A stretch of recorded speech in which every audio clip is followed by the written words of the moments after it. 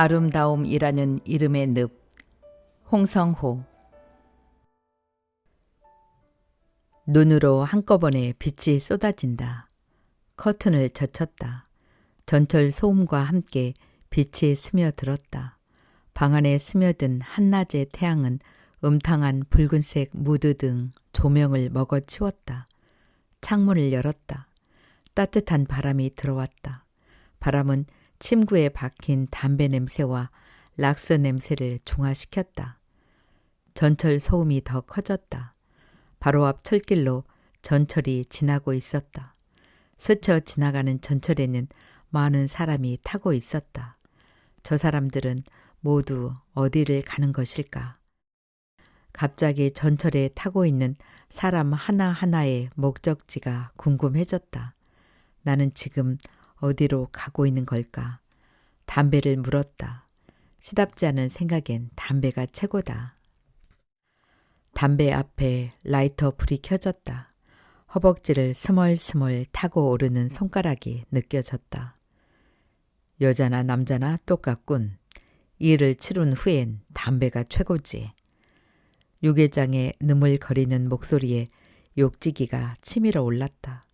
축 처진 배가 오늘따라 유난히 눈에 거슬렸다. 아마도 저 뱃속엔 오렌지 알갱이 같은 지방 덩어리가 가득 담겨 있으리라. 담배를 껐다. 뜨듯 미지근한 점액질이 목구멍까지 차올랐다. 허벅지를 타고 오르던 손가락이 목적지에 다다랐다. 손가락으로 그곳을 자극했다. 다음은 여기인 줄 알았지?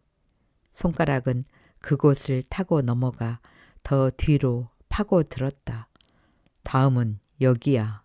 기대해. 유계장은 손가락으로 다음 목표를 두세 번 누르더니 만족한 표정을 지었다. 알람이 울렸다. 유계장이 맞춰놓은 스마트폰 알람이었다. 허겁지겁 옷을 입었다. 유계장은 30분 후에 국장한테 중요한 결제를 받을 게 있어 먼저 들어가야겠다고 했다. 방문을 나서는 유계장이 뒤돌아보더니 엄지손가락을 세웠다. 그리고 예의 그 목소리로 말했다. 오늘 최고였어. 문이 닫혔다. TV에서는 여전히 벌거벗은 여자가 동물 울음소리 같은 괴상한 신음을 내뱉고 있다. 더는 참을 수 없었다. 목구멍에 걸려 있는 것을 개원했다. 동시에 눈물이 흘렀다. 손가락을 입속 깊숙이 집어넣었다. 뱃속에 든 모든 걸 쏟아내고 싶었다. 하지만 평소의 습관대로 아침도 먹지 않고 나온 뱃속에 뭐가 들어 있을 리 없었다. 침과 뒤섞여 나오는 건 더러운 욕정의 배설물뿐. 자꾸 엉덩이가 들썩여졌다. 몸에 맞지 않는 작은 책상과 의자 때문이다. 학원의 모든 시설이 그랬다. 학원생의 편의는 전혀 개의치 않았다. 무조건 강의실에 많은 사람을 집어넣는 게 목표인 것 같았다. 학원생들은 이런 열악한 환경에 대해 이의를 제기하지 않았다. 수요와 공급의 법칙에 순응해서인가 아니면 모두 나 같은 생각을 하고 있어서일까. 쉬는 시간 옆에 앉아있던 사람이 기지개를 켜더니 자리를 떴다. 나는 잠시 책상에 엎드릴까 하다가 스마트폰을 꺼냈다. 작은 책상과 의자 때문에 흐트러진 정신을 가다듬을 필요가 있었다. 스마트폰 갤러리에 등록된 사진을 열었다. 현재 대한민국에서 경제적으로 가장 행복한 사람은 신문기사를 찍은 사진이다. 신문기사 제목 밑에 자문자답하듯 소제목이 달려 있었다. 대졸에 결혼 안 한 20대 여자 공무원, 대학교를 졸업한 지 2년, 그리고 26세 여자. 이제 조건 하나만 추가되면 나도 대한민국에서 가장 행복한 사람이 되는 거다. 답답한 마음에 일본어 교재만 달랑 하나 가방에 넣어 정독 도서관에 갔다. 숨소리밖에 안 들리는 답답한 열람실에서 책을 펼쳤다. 목표가 없으니 펼쳐진 책 속의 글이 머릿속으로 들어올리 만무하다. 공부를 포기하고 도서관에서 가까운 삼청동 거리나 거닐까 하고 열람실을 나섰다. 도서관 정문을 나서는데 한 사람이 내 앞을 지나쳤다. 너부죽한 얼굴에 툭 튀어나온 광대뼈와 쇼트커트, 눈에 익었다. 과 선배였다. 대학교 때 외모뿐만 아니라 취향까지 비슷해서 일란성이란 별명까지 얻을 정도였다. 학교 다닐 때는 제법 친했는데 졸업 후에는 통 연락을 하지 못했다. 언니와 나는 삼청동 카페에 자리를 잡았다. 아직 무직자인 우리는 취업과 관련해서 이런저런 이야기를 나눴다. 언니는 나처럼 아무 목표 없이 도서관에 온 게 아니었다. 공무원 시험 준비를 하고 있었다. 이야기를 하다 보니 언니와 난 졸업 후 비슷한 과정을 거쳤다는 걸 알 수 있었다. 졸업 후 전공과 상관없는 기업에서 계약직으로 일하다가 퇴사하고 어렵사리 전공을 살려 공공도서관에서 계약직으로 근무한 것까지. 문헌정보학과를 졸업한 학생들에게 취업의 문은 그리 넓지 않았다. 우리 학교는 누구나 알아주는 명문 여대였는데도 말이다. 언니는 헤어지면서 읽어보라며 신문 한 부를 줬다. 그리고 나에게 조언했다. 난 우리나라에서 남녀 차별이 없는 곳이 공공부문이 아닐까 생각해. 너도 경험해 봐서 알겠지만 회사 면접 때 아닌 척 하면서도 은근히 여자 외모 따지는 면접관들 많이 봤잖아. 신문기사 읽어보고 네가 생각하는 만큼 성은 안 차겠지만 잘 생각해봐. 언니 말에 나도 모르게 고개를 끄덕였다. 언니와 헤어진 후 신문을 펼쳤다. 언니가 말한 기사는 금방 눈에 띄었고 몇 번을 반복해서 읽었다. 그리고 결심했다. 간호사의 물음에는 얼버무렸지만 진료실에 들어가서는 사실대로 말해야 한다. 나는 진료실 문을 열면서 마음을 다잡았다. 그렇지 않으면 며칠 고민한 끝에 여기까지 찾아온 의미가 없기 때문이다. 어디가 안 좋으신가요? 아니면 검사 때문에? 40대 후반의 여자 의사는 홈페이지에 걸린 사진처럼 큰언니 같은 편안한 인상이었다. 내가 어떻게 말을 꺼낼까 잠시 생각하는 중에 의사는 알았다는 듯이 미소를 지으며 나를 지그시 바라봤다. 미혼이시죠? 뱃속에 아기 때문에? 낙태 때문에 찾아온 줄 아는 모양이다. 나는 고개를 저으며 유계장과의 관계와 내 증상을 있는 그대로 말했다. 의사의 얼굴이 미세하게 실룩거렸다. 의사는 티를 내지 않으려 했지만 어색함만 더할 뿐이다. 의사는 모니터를 잠시 보더니 인심 한 번 쓴다는 거만한 표정으로 나를 쳐다봤다. 말씀만 듣고 유흥업소에 다니는 여성인 줄 알았습니다. 번듯한 직장이 있는 여성이 왜? 모니터에 뜬 내 의료보험을 통해 직장을 확인한 것 같았다. 이런 건 대장 학문과 진료 과목이지만 어려운 걸음 하신 것 같으니 제가 한번 봐드리죠. 거기 누우세요. 라텍스 장갑을 낀 의사의 손이 유계장에 훑고 지나간 흔적을 찾는다. 통증과 출혈은 점막이 찢어져서 생기는 겁니다. 지금은 점막 손상이 그리 심하지 않지만 그런 식의 관계를 지속한다면 출혈이 심해지면서 치질 같은 질환이 올 수 있어요. 심하면 괄약근 기능이 떨어져 배변 통제에도 문제가 생길 수 있으니 되도록 삼갔으면 좋겠네요. 의사의 말에 고개라도 끄덕이며 수긍의 표현을 하고 싶었지만 그럴 수 없었다. 언제까지 계속될지 모를 계약 사항이니까. 오늘 받은 검사가 진료비에 포함될 거라는 의사의 말을 들으며 자리에서 일어났다. 목례를 하고 돌아서면서 입술을 지그시 깨물었다. 이미 치부를 드러낸 이상 하나 더 묻는다고 창피해질 것 같지 않았다. 정액을 먹으면 건강에 이상은 없나요? 의사의 얼굴이 묘하게 일그러졌다. 글쎄요, 먹어보질 않아서. 드러내놓고 비아냥거린다. 정액은 단백질이니까 먹어도 상관은 없겠지요. 다만 에이즈나 성병에 걸린 사람만 아니란 게 전제로 말이에요. 의사는 내 얼굴을 보며 말하기 싫다는 듯 모니터를 쳐다보며 말했다. 김미애 씨, 애인 간 성관계에 대해서 가타부타 말할 처지는 아니지만 그 두 가지를 다 하는 남자라면 포르노에 심취한 사람이거나 변태일 거예요.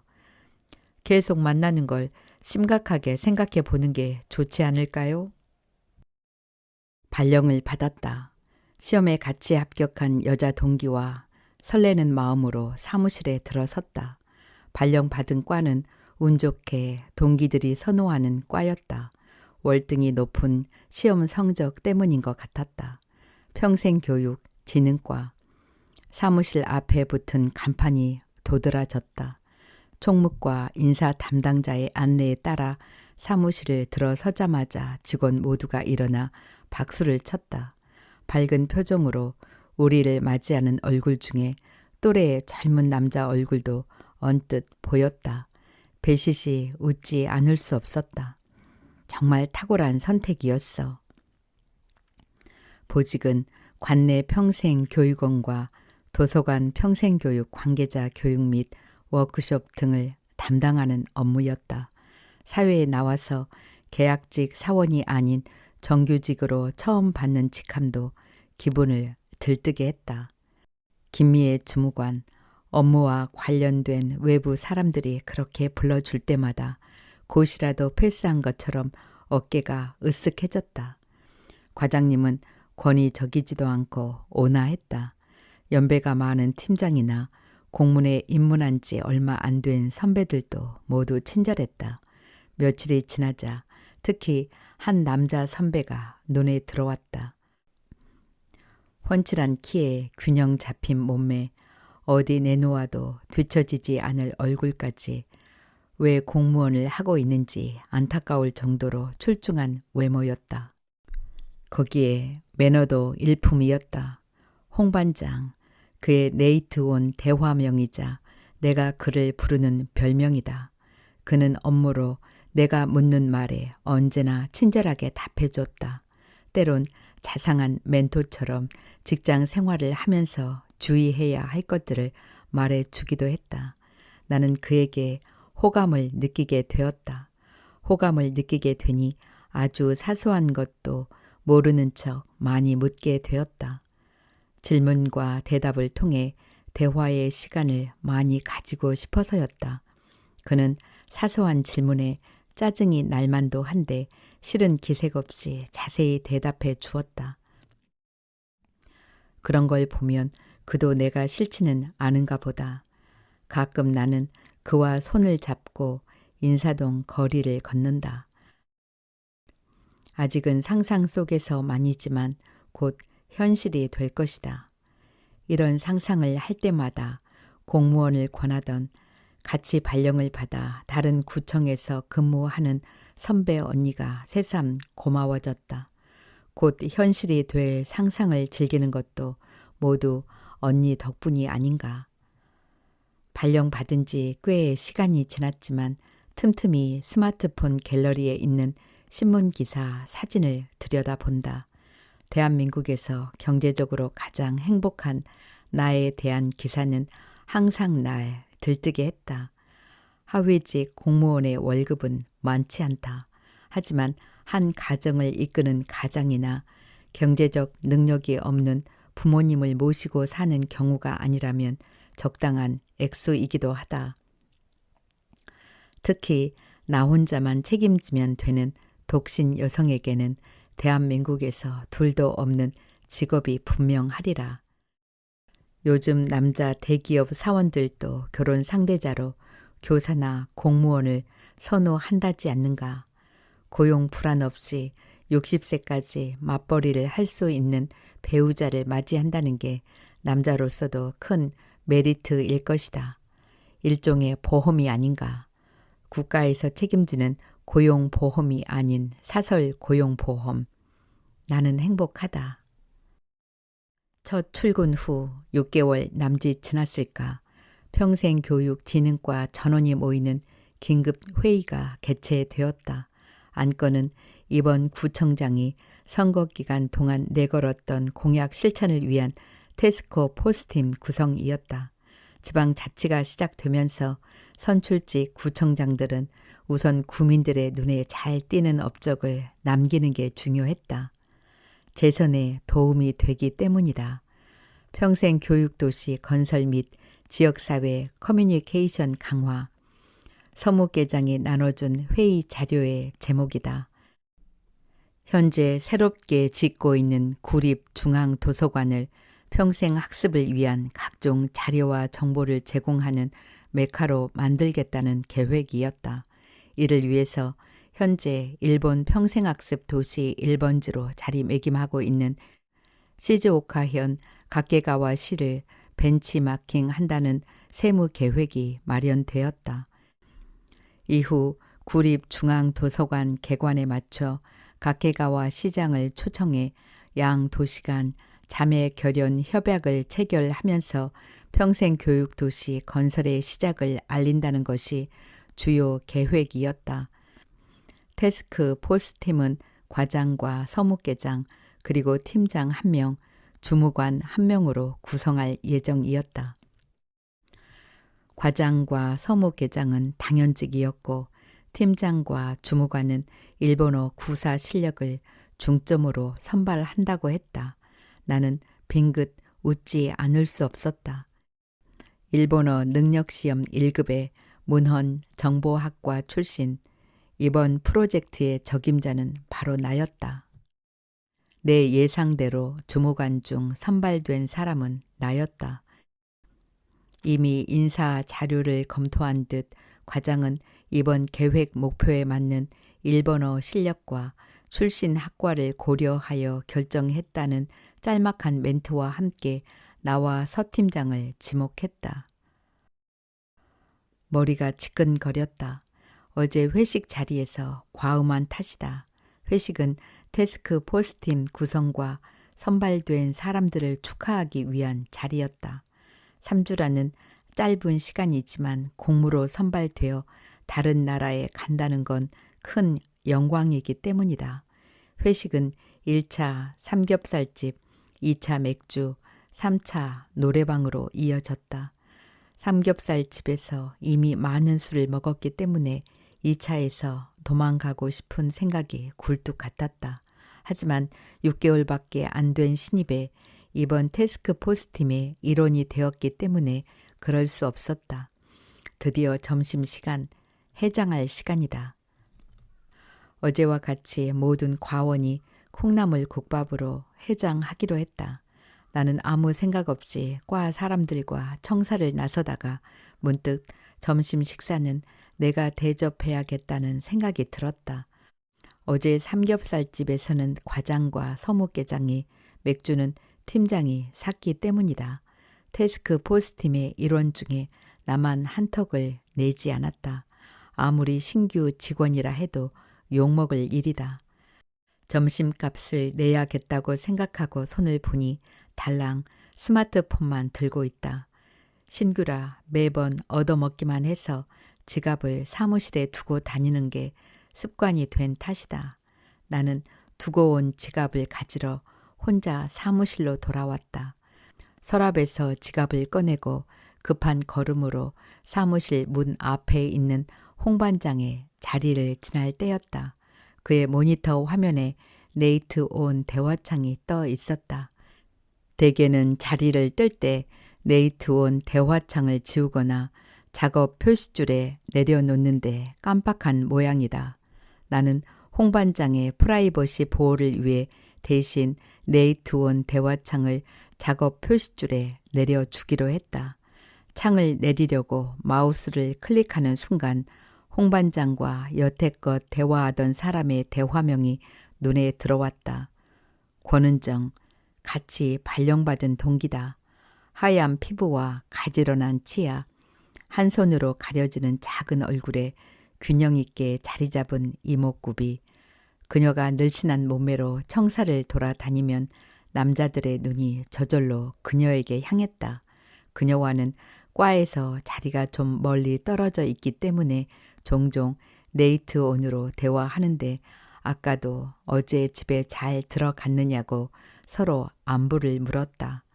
권은정이라는 대화명을 보자 호기심이 꿈틀거렸다. 권은정과 홍반장은 무슨 대화를 나눌까? 난 홍반장과 고작 점심 맛있게 하는데 알려주세요. 주말 당직 때 하는 일은 뭔가요? 신규 직원의 연가는 총 며칠인가요? 하는 건조한 대화만 나눌 뿐인데. 게다가 어제 회식이 완전히 끝난 후 권은정과 홍반장의 행동이 미심쩍었다. 선배 순으로 모두 택시를 태워 보내고 우리 셋만 남았다. 멀리서 택시가 다가올 때 홍반장이 친절하게 나의 손을 꼭 잡고 택시를 향해 손을 흔들었다. 택시가 서자 미소 섞인 작별 인사와 함께 나를 권은정보다 먼저 택시에 태웠다.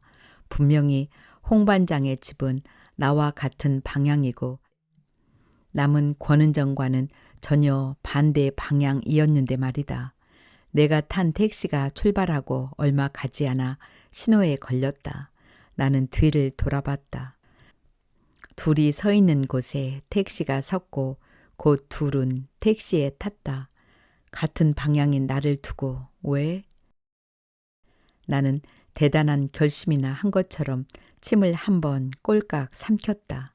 손은 이미 빠른 속도로 마우스 휠을 올리고 있었다. 눈은 작은 창 속에 글자들을 빨아들였다. 어제의 깨름직한 느낌은 느낌뿐만이 아니었다.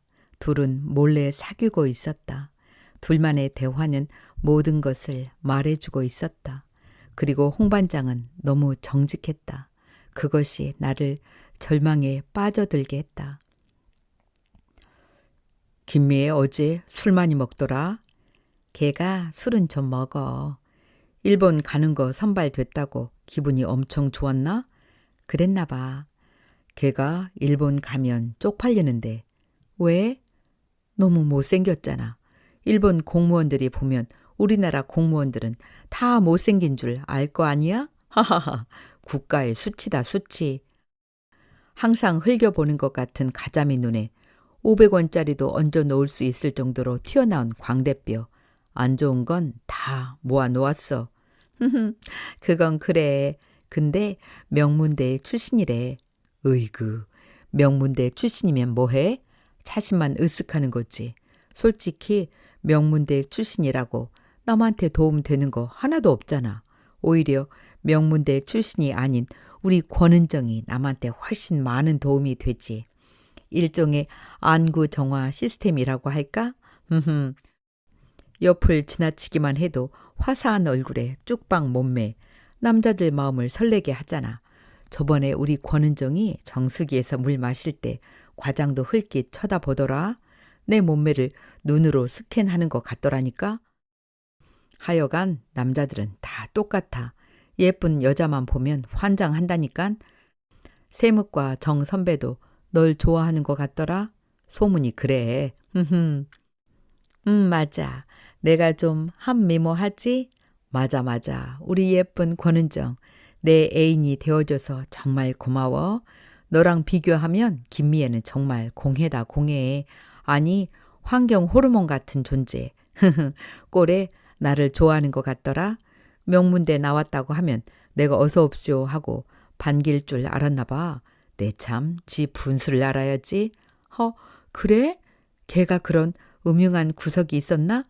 헐이다 헐. 걔는 시집 가려면 성형 좀 해야 할 거야. 성형? 성형이 가능할까? 걔 병원 가면 견적이 수억 나올걸? 그 정도는 고쳐야 시집 가는 게 가능할 듯. 오빠, 이제 밥 시간이다. 뒷담화는 오후에 계속하고 밥 먹으러 가자. 알럽. 눈물이 핑 돌았다. 온몸의 힘이 일순간에 모두 빠져나간 것 같았다. 서 있을 수가 없어서 홍반장의 자리에 풀썩 주저앉았다. 얼마나 넋놓고 앉아 있었을까. 스마트폰의 진동이 느껴졌다. 권은정이었다. 언니 어디야? 빨리 와. 지금 벌써 밥 다 나왔어. 지갑을 가지러 간 거야? 돈을 찍으러 한국은행에 간 거야? 캐캐묵은 말장난이 섞인 재촉 전화였다. 유치한 년, 하긴 진부하면 어때? 얼굴만 예쁘면 다 용서되지. 나도 모르게 소리내어 혼잣말을 했다.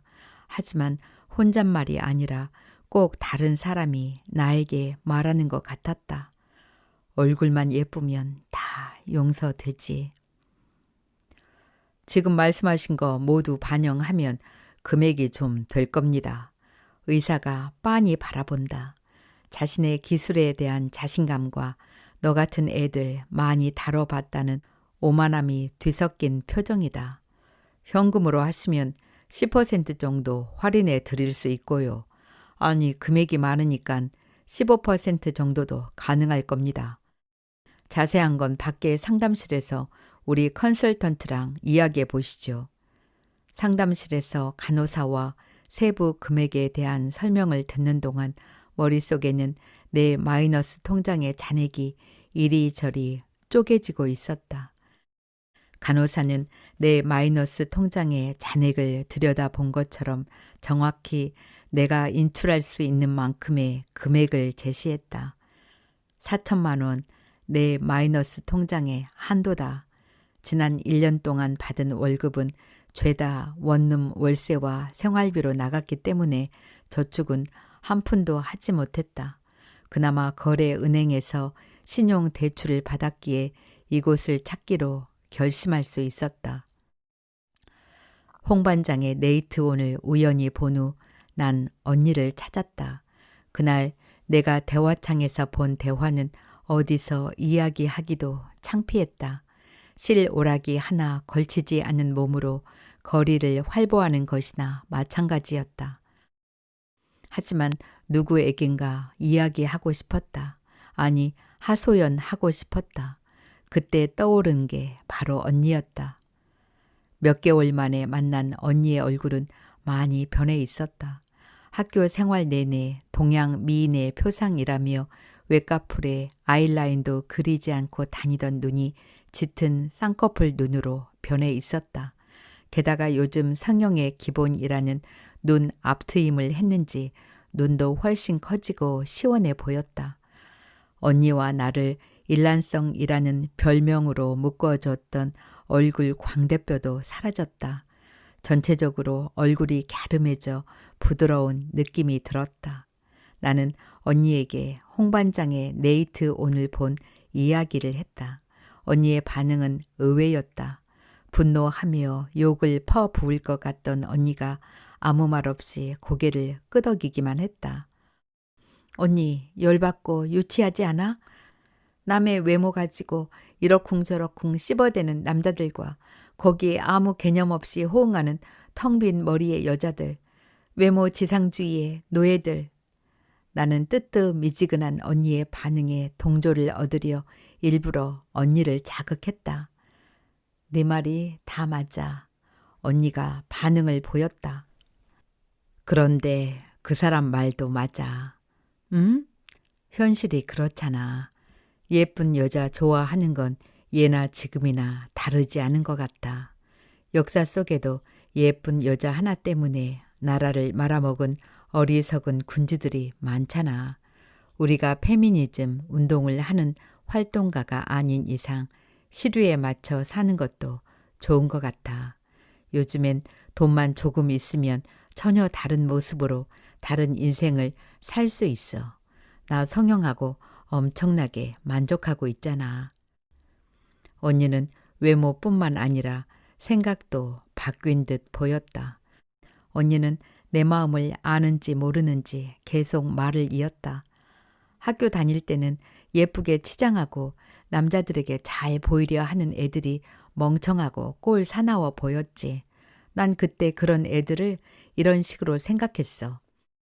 사회의 많은 부분이 민주화되고 개방화됐지만 유교주의적 남성 중심의 문화가 아직 공고히 뿌리박혀 있는 우리 사회에서 남성들이 원하는 여성 이미지를 충실하게 이행하는 일종의 상품이라고, 예쁘게 포장해서 누가 먼저 집어가길 기다리는 매대 위의 상품 말이야. 하지만 취업 준비 때도 그렇고 공무원 시험을 준비할 때도 그렇고 결국 공직에 입문해서도 그렇고 그런 사고 방식들은 쉽게 깨지는 게 아니더라고. 노량진 학원에서도 그랬어. 쉬는 시간에 늘씬한 애가 가서 뭘 물으면 나긋나긋하게 알려주던 강사가 내가 가서 뭘 질문하려 하니깐 목소리 자체가 퉁명스러워지더라고. 자기도 쉬는 시간에는 쉬고 싶대나 어쨌대나. 언니는 말을 하면서 고개를 비스듬히 하고 윤기가 흐르는 긴 생머리를 손으로 빗어내렸다. 예전에는 보지 못하던 버릇이다. 꽤 여성스럽다고나 할까. 미애야, 어렵게 생각하지 마. 모든 예술이 궁극적으로 추구하는 게 뭔지 알아? 바로 미야, 아름다움. 성형외과 의사들도 그런 의미에서는 예술가 아니겠어? 결국 미를 추구하는 사람들이니까. 물론 돈을 몹시 밝히는 예술가들이긴 하지만, 그런데 탐욕스러운 예술가도 그들의 도움을 받는 게 나쁘지는 않은 것 같아. 너도 성형 예술가들이 만든 훌륭한 작품이 돼서 여러 사람들의 관심을 받아봐. 꽤 기분 좋을걸? 그런 관심 의외로 사는데 활력소가 된다니깐. 너나 나나 여태껏 그런 관심은 못 받고 살아왔잖아. 나도 얼굴만 좀 손을 댔는데 얼마 안 들었어. 내 몸매랑 가슴은 좀 쓸만하잖아. 여기는 전혀 손 안 댔지. 언니는 주변을 슬쩍 살피더니 가슴을 두 손으로 살짝 잡아 올렸다. 언니는 자신의 행동이 우스웠는지 피식 웃더니 핸드백에 손을 집어넣었다. 핸드백에서 뺀 손에는 백화점 로고가 찍힌 금색 봉투가 들려 있었다. 이거 봐. 백화점 상품권이야. 우리과 주무관 하나가 퇴근 때 호프집으로 불러내더니 뜬금없이 이걸 내밀더라고.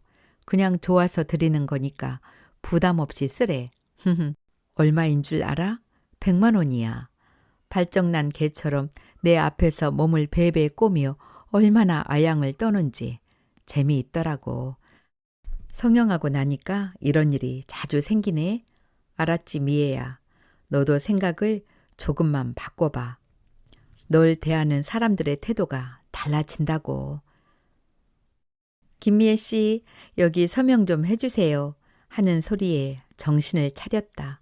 머릿속 언니의 모습은 사라지고 대신에 대출 한도가 초과된 마이너스 통장이 머릿속으로 들어왔다.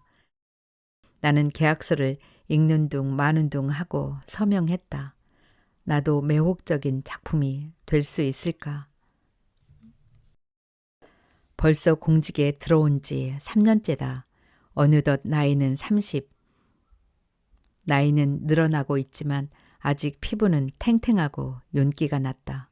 비싼 화장품을 쓰고 꾸준히 피부 관리를 받는 덕이다. 매일 아침 거울을 보면서 트렌치 코트를 걸치고 숄더백을 멜 때면 뿌듯함을 느낀다. TV에 나오는 스타일리시한 연예인 못지않은 모습이다. 어차피 연예인들도 트렌드대로 성형 수술을 하니 레시피대로 나오는 패밀리 레스토랑의 음식과 다를 바 없다. 그들이나 나나 똑같다. 선배님은 20대 중반 같아요. 어쩜 그렇게 동안에 예쁠 수가 있죠? 나이는 나보다 1살 많지만 언제나 날 깍듯이 대하는 후배다. 나한테 관심이 있는지 과 회식이나 동호회 모임이 있을 때마다 내 주변을 맴돌았다. 나는 알면서도 짐짓 모른 척 했지만 그러면 그럴수록 후배는 몸이 달아서 더욱 안달이 난 것 같았다. 며칠 전 후배는 더 이상은 참을 수 없었는지 여럿이 말고 둘이 만나는 자리를 마련하고 싶다고 문자를 보내왔다. 나는 간단히 저녁을 먹는 건 괜찮다고 했고 자리를 마련하게 되었다. 선배랑 단둘이 이렇게 저녁에 만나게 되니 영광이에요.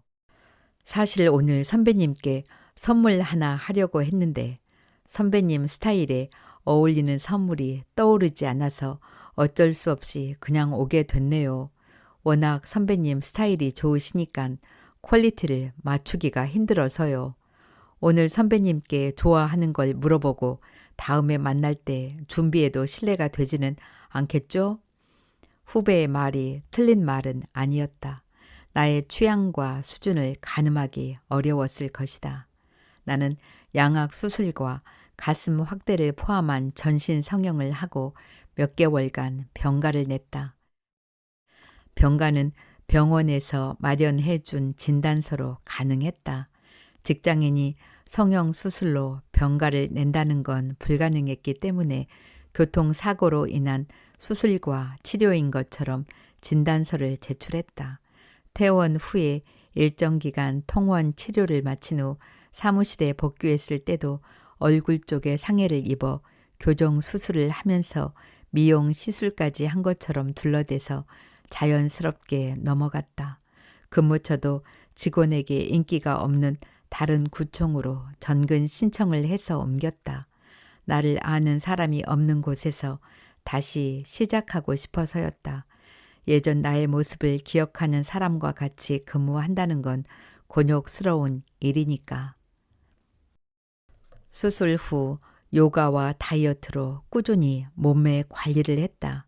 얼굴이 작아지고 가슴과 허리 사이즈가 달라지자 가지고 있던 옷 중에 어울리거나 맞는 옷은 거의 없었다. 옷을 새로 사야 했는데 얼굴과 몸에 큰 돈을 들인 터에 아무 옷이나 허투루 살 수는 없었다. 예전처럼 중저가 브랜드의 옷은 성에 차지 않았다. 옷도 몸처럼 업그레이드 해야 했기에 한동안은 퇴근 후 백화점에서 쇼핑하는 것이 일상이 되었다. 두어 달이 되었을까 바닥난 마이너스 통장을 대신해서 몇 개의 카드로 집중적으로 옷을 사고 나니 원룸의 작은 붙박이 옷장이 옷으로 가득 찼다. 그게 끝이 아니었다. 다시 태어난 몸과 집중적으로 구입한 옷들을 더욱 돋보이게 하는 액세서리도 필요했다. 몸과 옷에 들인 돈이 있기 때문에 액세서리도 그에 걸맞은 수준으로 구매했다. 고작 PVC와 천으로 만든 가방이 왜 이리 비싼지 명품 딱지가 붙은 신상품은 몇백이 우스웠다. 여기서 멈추자 하고 다짐한 게 한두 번이 아니었지만 난 이미 엔진 스로틀을 최대로 열어놓고 가속하는 폭주족으로 변해 있었다. 무섭게 폭주할수록 보석함의 반지와 목걸이는 늘어나고 신발장은 구두와 부츠로 폭발 일보 직전까지 갔다. 폭주의 끝은 어디일까? 뜬금없이 뉴스에 나오는 폭주족의 사고 장면이 떠올랐다. 처참히 찢긴 차체와 너덜너덜해진 피 묻은 좌석, 정신이 아득해졌다. 하지만 아직은 아니다. 나에겐 얼마간의 신용이 남아있지 않는가. 난 신용도가 제일 높다는 공무원이다. 아직 카드론의 한도는 몇백이 더 남아있고 5장의 카드로 결제를 돌려막는 건 귀찮기는 하지만 아직 할만하다. 게다가 나의 풍만하면서 늘씬한 이율배반적인 몸매에 작고 앙증맞은 얼굴에 화려한 옷과 액세서리에 매혹되어 문자와 카톡을 쉴 새 없이 날리는 남자들이 많지 않은가. 백화점 상품권, 나도 모르게 입에서 튀어나왔다. 후배는 나의 의도를 파악하려는지 내 눈치를 살폈다. 원래 남자들은 쇼핑하는 거 싫어하잖아. 선배 선물 산다고 고민하고 시간 허비하지 말라는 뜻이야. 나는 미소와 함께 긴 생머리를 뒤로 빗어 넘겼다. 여성스럽게. 아하, 그러면 되겠네요. 저는 선배님께 고민 없이 제 마음을 전해서 좋고, 선배님은 취향에 맞지 않는 선물 때문에 교환하러 다시 백화점에 갈 필요 없어 좋고요. 실리적이고 좋아요. 다음엔 제가 백화점 상품권을 준비할게요. 아니, 꼭 사오라는 건 아니고, 사실 백화점 상품권은 여러모로 쓰임이 많다. 필요한 옷이나 액세서리가 있으면 바로 사거나 현금이 필요하면 백화점 앞 구두 수선방에서 상품권 깡을 하면 된다. 저번에는 교통행정과에서 근무하는 선배가 선물한 상품권으로 카드 대금 결제 때문에 전당포에 급하게 맡긴 명품 가방을 찾아오는데 요긴하게 썼다. 후배와 함께 2차를 갔다. 사방이 꽉 막힌 다다미 방에서 밍밍한 사케를 마시는 건 취향에 맞지 않았다. 다른 건 다 고쳐도 술 마시는 버릇은 고치기 어려웠다. 후배는 나름 최상의 대접을 한답시고 고급 일식집을 예약한 것 같았다. 대접받는 느낌은 좋았지만 일식집 특유의 답답한 분위기는 싫었다. 포장마차, 내가 정한 2차 장소이다. 얼굴이 벌겋게 달아올라 소주잔을 연신 입에 가져가는 아저씨 2명을 마주보는 자리에 앉았다. 후배는 내 옆에 착 달라붙었다. 메뉴는 닭발과 소주였다. 후배는 술이 약한지 사케의 몇 잔에 혀가 약간 말려 있었다. 꼬인 혀로 너스레를 떨면서 나에게 소주를 따랐다. 후배는 소주를 따르면서 잔을 잡고 있는 내 손을 살짝 잡는다. 선배는 생긴 것과 달리 소탈한 면이 있어서 더 좋아요. 선배님 같은 사람이 포장마차에서 닭발에 소주를 마실 거라고 누가 상상이나 하겠어요. 이건 반전입니다. 반전. 전 이렇게 예쁘고 패셔너블하면서 반전까지 있는 여자가 정말 좋더라고요. 선배님, 사랑해도 되죠? 하하하. 후배의 목소리가 컸는지 포장마차에 들어올 때부터 나를 흘끗흘끗 아래 위로 훑던 맞은편 아저씨 2이 우리를 빤히 쳐다본다. 나는 아저씨들을 못 본 척 하면서 고개를 비스듬히 하고 생머리를 한번 쓸어 올렸다. 후배가 샴푸 냄새 좋네요. 선배, 샴푸 뭐 쓰세요? 전 여자 향수 냄새보다 샴푸 냄새가 더 좋더라고요. 라고 말했다. 후배의 손은 어느새 내 손을 꼭 쥐고 있었다. 불과 2년 전만 하더라도 포장마차에서 닭발 먹는 걸 좋아한다고 하면 인상을 구기던 남자들이 아니던가. 그랬던 그들이 나보고 반전이라니. 반전은 내가 아니고 바로 너희가 반전이다. 반전. 김미애 씨, 잠깐 볼 수 있을까요? 청사 안에서는 좀 그렇고 워낙 보는 눈, 듣는 귀가 많아서 우리 어디 밖에서 봅시다. 의외의 인물로부터 전화였다. 그것도 사무실 전화로 말이다. 무슨 일로 그러시죠? 나에게 전화한 유계장은 일면식도 없는 사람이다. 총무과에서 지출 업무를 보면서 월급을 담당하고 있는 것만 알고 있었다. 김미애 씨 월급에 문제가 생겨 상의할 게 있어서요. 나와서 제 이야기를 들어보는 게 도움이 될 겁니다. 친절하지 않은 목소리에 위압감이 서려 있었다. 마치 돈 받을 게 있는 채권자와 같은 목소리였다. 네, 그러죠. 퇴근 후에 봐요. 퇴근 후? 그럼 저녁에 보자는 이야기인데 갑작스러운 전화와 일방적인 약속이 기분 나빴지만 지피는 구석이 있었다. 혹시? 약속 장소는 구청과 꽤 떨어진 유흥가의 맥주집이었다. 콤비 차림으로 나온 유계장은 유압적인 전화 목소리와는 달리 머리에 새치가 희끗희끗하고 뱃살이 넉넉한 게 옆집 아저씨 같았다. 하지만 나를 살피듯 이리저리 굴리는 눈은 몹시 계산적인 사람이라는 느낌을 줬다. 유 계장은 주문한 맥주가 나오자마자 거두절미하고 서류 2장을 테이블에 꺼냈다. 이런 게 어제 총무과로 접수됐는데 아직 결제는 올리지 않은 상태고 예상대로였다. 법원에서 온 결정문이었다. 내 월급을 압류한다는. 신청인은 카드사와 캐피탈이었다. 어느 정도 예견은 했지만 이렇게 일이 빨리 진행될 줄은 몰랐다. 8개월 전부터 카드사와 캐피탈로부터 연체 대금을 갚으라는 독촉 전화와 문자를 받았다.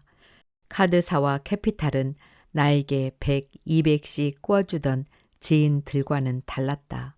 내가 카드사와 캐피탈이 정해준 기간 내에 변제하지 못하자 법적 절차를 통해 강제 집행을 하겠다는 마지막 통보를 했다. 그 후 얼마 되지 않아 지급 명령이라는 게 법원에서 날아왔다. 나는 당장 별일이야 있을까? 내 이름으로 등기된 부동산도 없는데 하는 마음으로 법원에서 온 서류를 사무실 서랍에 처박아 두고 읽고 있었다.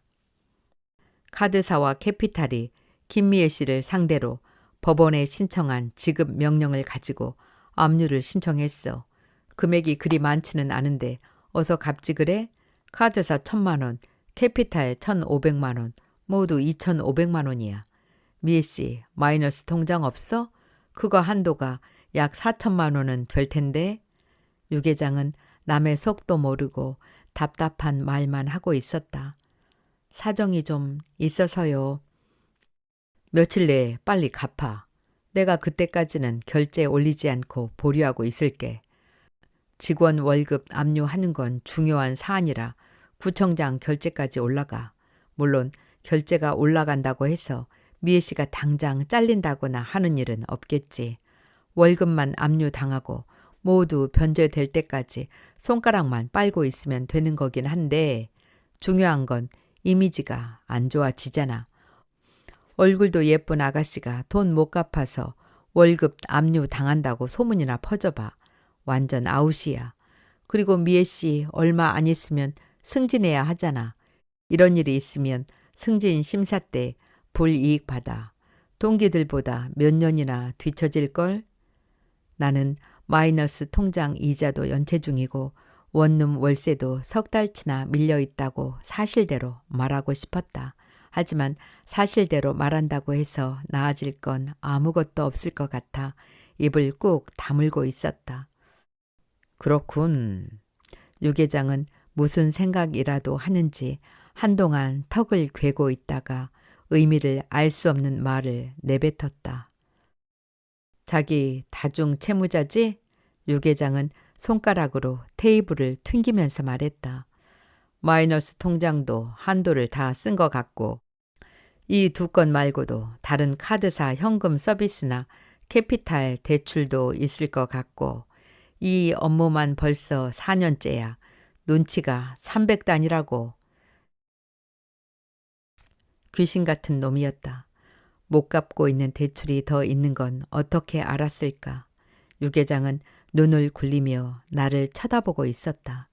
대답을 해보라는 무언의 압박처럼 느껴졌다.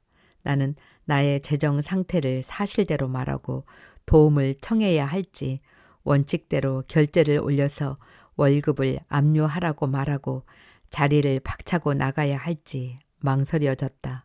하지만 망설임도 오래가지 않았다. 아무리 계장이지만 구청에서 근무하는 하위직 공무원에게 법원의 압류 명령을 무시하고 월급을 압류하지 말아 달라고 부탁하는 것도 우스운 일이었다. 더군다나 빤한 월급을 받는 사람에게 급전을 빌려 달라고 도움을 청하는 건 더욱 우스운 일이고 나의 채무 총액이 1억을 넘은 지 이미 1년이 넘었다. 그것도 원금만, 거기에 연 30%에 육박하는 연체 이자. 누가 도움을 줄 만한 금액이 아니었다. 나는 유 계장에게 어쩔 수 없는 일이라고 말하고 이 불편한 자리를 박차고 나가는 게 최상의 선택이라고 생각했다. 그냥 원칙대로 결제 올리고 압류하세요. 그런 건 계장님 마음대로 하고 안 하고 할 수 있는 게 아니잖아요. 그럼 전 이만 일어설게요. 잠깐. 유 계장이 코트와 핸드백을 챙기는 나를 제지했다. 맞아. 내 마음대로 결제를 안 올릴 수는 없지. 하지만 방법이 있어. 아주 쉬운 방법이지. 쉬운 방법이라? 귀가 솔깃해졌다. 무슨 방법인지 일단 유 계장의 말을 들어보는 것도 나쁘지 않을 것 같았다. 일단 술이나 좀 마시자고. 이런 문제를 쉽게 해결하는 모범 답안이 있으니까 마음 편하게 마시자고. 유 계장은 노련했다. 모범 답안이라는 해결책을 쉽게 말해주지 않았다. 말할 듯 하며 술을 권하고 술을 권하면서 시간을 끌었다. 한두 잔 주거니 받거니 하다 보니 테이블 위에는 술병이 줄을 서 있었다. 나도 해결책이 있다는 말에 기대를 하고 주는 술을 다 받아 먹다 보니 제법 취한 느낌이었다. 유 계장도 술이 올랐는지 느물거리면서 이야기를 했다. 솔직히 이야기해봐. 지금 빚이 얼마야? 그런 거 알아서 뭐 하게요? 빨리 모범 답안이나 알려주세요. 그것 때문에 제가 여태 여기 앉아 있는 거 몰라요? 아, 맞아. 모범 답안? 하하하. 유 계장이 테이블을 팔꿈치로 버티며 몸을 쑥 앞으로 내밀었다. 모범 답안은 빚을 다 갚는 거야. 네? 고작 그게 모범 답안? 아니, 내가 돈을 꿔줄게. 꿔준다고요? 그래, 이번 압류건 금액뿐만 아니라 미애 씨 현재 빚을 다 갚을 수 있는 돈을 모조리 다 꿔주지. 아주 저리로 말이야. 기분 좋으면 무이자도 가능하고.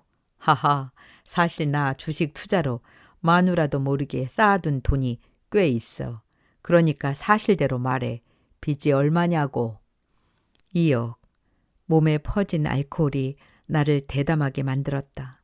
대출금 원금과 이자, 지인들에게 꾼 돈에 석 달치 밀린 원룸 월세까지 다 포함한 금액이다. 일종의 배팅.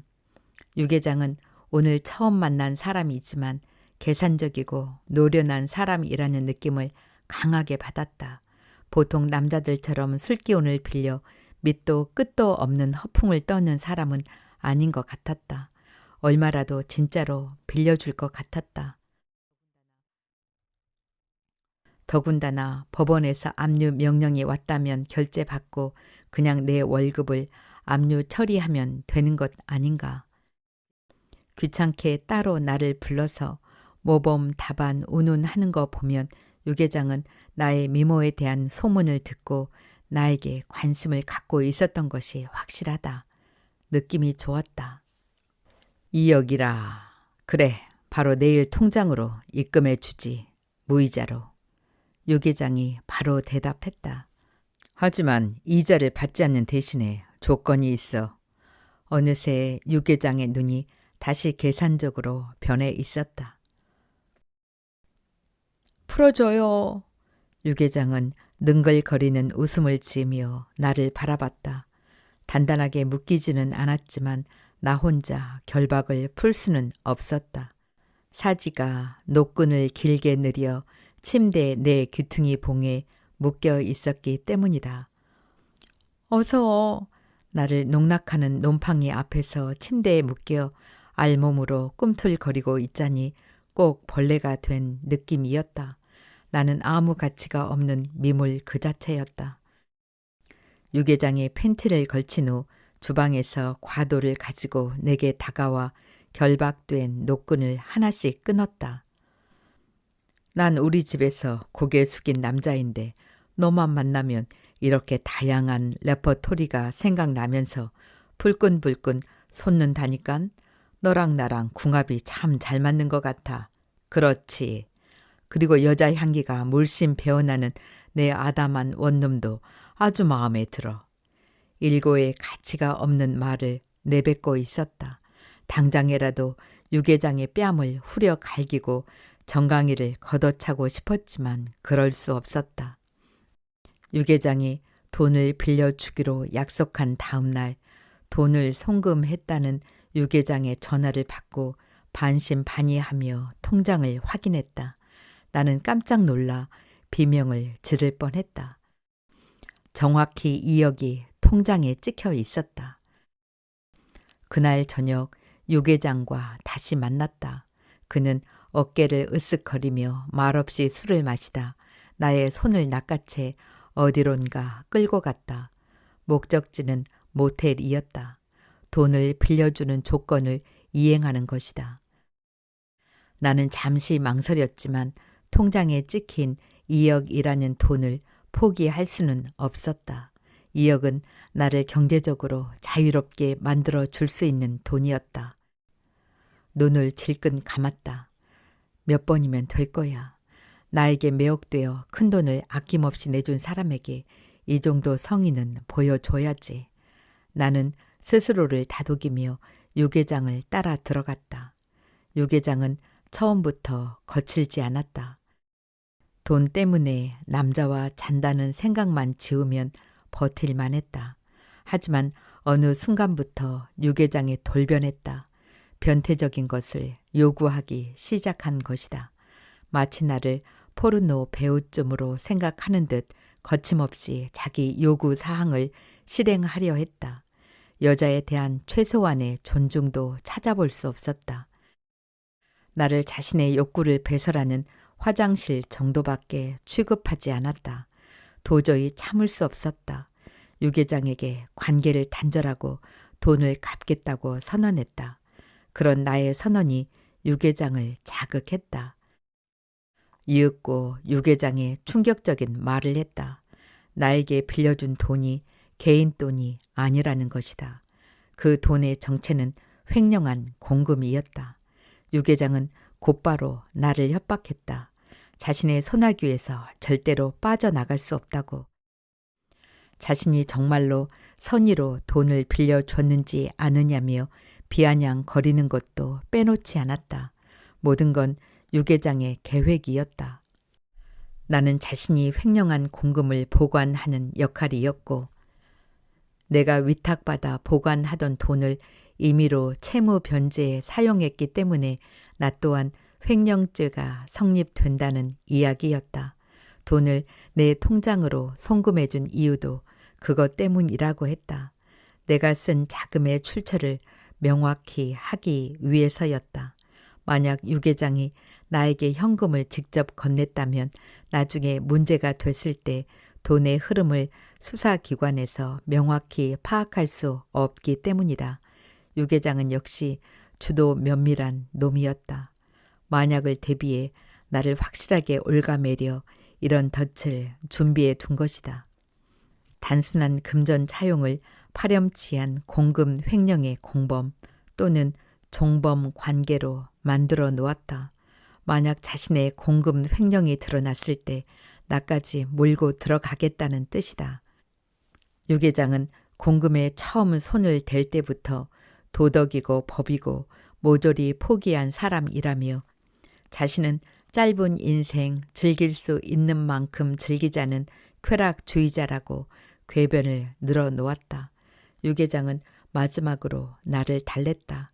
자신의 말을 잘 따르면 아무 일도 없을 거라고. 나는 어쩔 수 없이 유계장과 한 배에 탔고 유계장이 키를 움직이는 대로 이끌려 갈 수밖에 없었다. 나 오늘 병원에 갔다 왔어요. 속옷을 입고 유계장에게 말했다. 왜? 거기에 염증이라도 생겼나? 그건 아니에요. 그럼 뭐야? 의사 말이 이런 식으로 계속하면 심각한 질병에 걸리거나 배변 통제에 문제가 생길 수 있대요. 제발 이런 거 그만해요.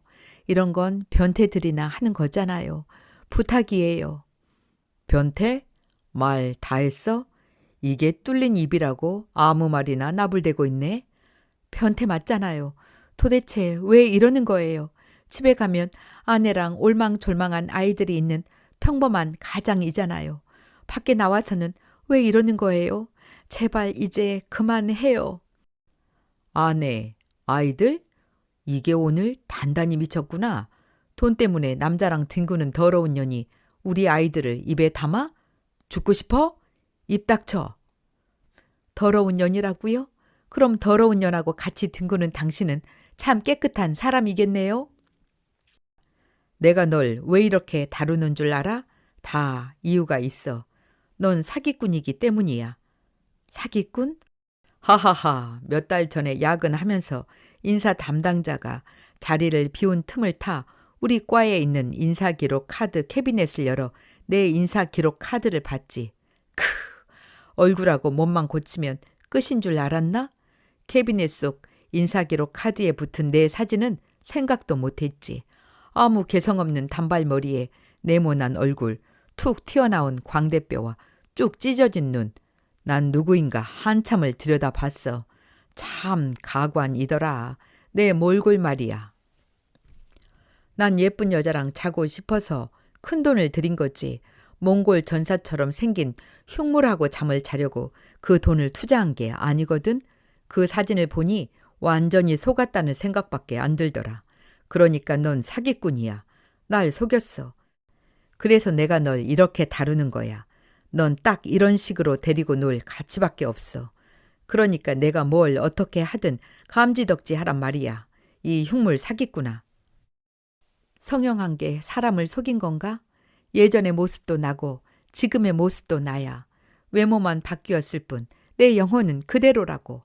난 단지 여자로서 예뻐지고 싶었을 뿐이야. 당신같이 공금을 횡령해서 여자나 후리는 속물은 이해하지 못하겠지만 그래, 나같이 공금이나 횡령하는 비리 공무원은 널 전혀 이해 못하겠다. 너 오늘 아주 작정을 하고 대드는 것 같은데 이런 오만불손한 행동이 몸뚱이 하나로 2억을 꿀꺽한 사기꾼이 할 행동인가? 이제 그만해. 당신 같은 변태하고는 말이 안 통해. 이게 정말? 순간 내 뺨에 불이 일었다. 몸이 휘청했다. 공금 횡령의 변태짓에 이젠 폭력까지? 넌 갈 때까지 간 인간 말종이야. 내 말이 끝나자마자 유계장은 내 머리채를 잡고 벽에 몇 번을 짓이겼다. 머리에 극심한 통증이 찾아왔다. 귀에서는 윙 하는 소리가 들렸다. 예전의 모습도 너고 지금의 모습도 너라고? 말 잘했다. 그럼 오늘 예전의 모습으로 한번 돌아가 봐. 유계장의 주먹과 발이 온몸을 파고들었다. 배와 옆구리를 가격당하고 바로 고꾸라졌다. 창자가 꼬이는 듯한 고통에 몸을 움츠렸다. 유계장은 쓰러진 나를 몇 번 발로 밟더니 배 위로 올라탔다. 소나기처럼 주먹을 얼굴에 퍼부었다. 배를 어루만지던 두 손을 급히 얼굴로 가져갔지만 이미 늦었다. 남자의 분노한 주먹을 막기에는 역부족이었다. 얼굴이 급속히 팽창되는 느낌과 함께 비강으로 피가 흘러 들어왔다. 퍽퍽 내 얼굴을 내려치는 소리가 비현실적으로 들리기 시작했다. 섬뜩한 냉기가 얼굴과 몸에 쏟아졌다. 온몸에 소름이 돋았다. 끊겼던 필름이 다시 이어졌다. 잠시 정신을 잃고 쓰러진 나에게 유계장이 얼음물을 쏟아 부은 것이다. 몸을 겨우 일으켰다. 복부의 통증이 다시 살아났다. 몸을 보니 아직 알몸이었다. 속옷을 찾으려 침대 주변을 살폈다. 눈이 침침했다. 한쪽 눈이 부은 느낌이다. 머리와 얼굴에서도 통증이 살아났다. 유계장의 낄낄대는 웃음소리가 들렸다. 이제 정신이 드나 보지? 어때? 예전 모습을 되찾으니까 감회가 새롭지? 아! 유계장이 나의 머리채를 휘어잡았다. 유계장의 소나기 힘이 움직이는 방향으로 몸을 따라갈 수밖에 없었다. 휘어잡은 머리카락 하나하나로부터 엄청난 고통이 밀려 들어왔다. 유계장이 거울 앞에 나를 세웠다. 예전에 내 모습을 나만 보고 있었군. 자, 이제 너도 확인해라. 이게 내 참모습이야. 예전 내 모습 말이야. 어때? 추하지? 거울에 초점을 겨우 맞췄다. 거울에는 흉하게 일그러진 얼굴이 있었다. 나였다. 아니, 내가 아니었다. 한쪽 눈은 심하게 부어 뜰 수 없었고 콧등은 풍선처럼 크게 부풀어 올라 있었다. 입술도 정확히 다물지 못하고 삐뚤음했다. 약간 벌려진 입술 끄트머리에서 피가 섞인 침이 지저분하게 흘렀다. 입을 벌리려 하자 턱에서 우두둑 소리가 나면서 송곳으로 찌르는 듯한 통증이 왔다. 눈물조차 나오지 않았다. 이해할 수 없었다. 모든 상황이 꿈만 같았다. 하지만 온몸에서 전해오는 아픔이 꿈이 아니라는 걸 말하고 있었다. 눈물 대신 웃음이 나왔다. 유계장에 손을 놓았다. 몸이 무너졌다. 웃어? 이젠 완전 정신줄을 놓았군. 난 이제 가련다.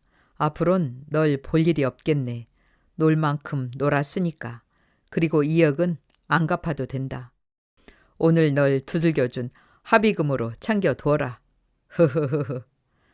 나는 자리에 주저앉아 이유를 알 수 없이 비실비실 새어나오는 웃음을 참았다.